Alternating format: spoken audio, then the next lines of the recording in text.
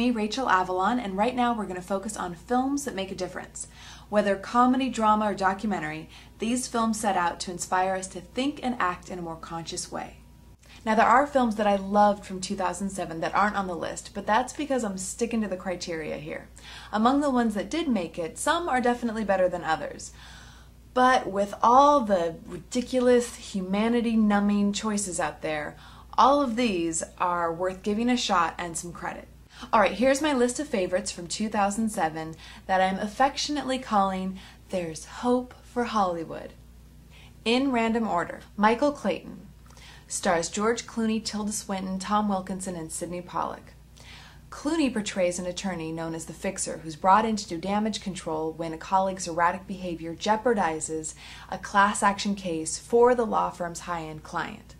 I loved this movie. Michael Clayton is the best movie I think George Clooney has done so far. Into the Wild. Into the Wild recounts the true life of Christopher McCandless. Following his graduation from Emory University, he destroys his credit cards, ID, donates almost all of his savings to charity, and sets out to live in the Alaskan wilderness alone. Into the Wild really inspired me and made me cry. The Simpsons Movie. Lake Springfield becomes polluted to the point where the town is shut off from the rest of the world by the EPA. From family relationships to community and global responsibility, this comedic cartoon covers some big themes. I know some of you guys were disappointed out there, but I loved it. Freedom Writers.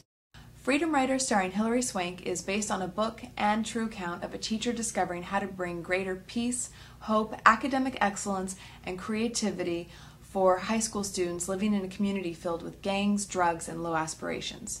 Okay, I was reluctant to watch Freedom Writers because I thought it was going to be cheesy and sentimental, and it was in certain ways, but I'm so glad that I saw it. Lars and the Real Girl was just a sweet film.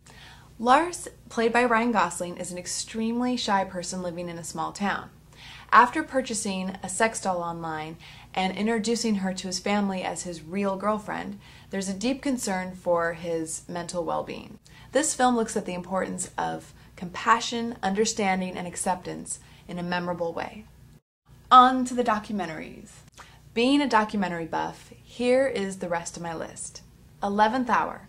This film offers hope and solutions to global warming, deforestation, depletion of habitats, and the potential extinction of numerous species, including our own. The Business of Being Born. I loved this film. This documentary explores the childbirth experience in the United States and the fact that both the maternal and infant mortality rate are astonishingly high compared to most developed countries. The differences between methods like natural birth and utilizing midwives, in contrast with epidurals and the ever-increasing cesarean sections, bring the American healthcare system into question. I am so grateful that Ricky Lake produced this film.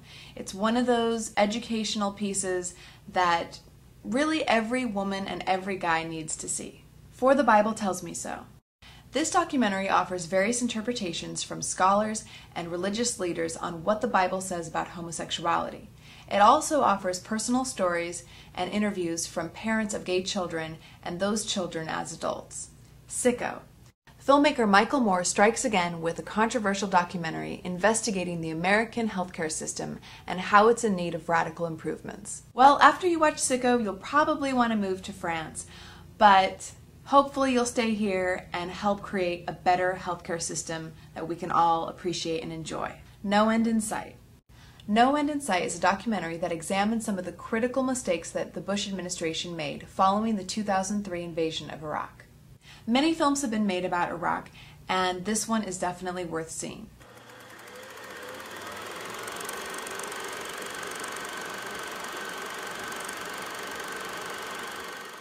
Okay, I've got some bonus selections to recommend as well, and these cover various years.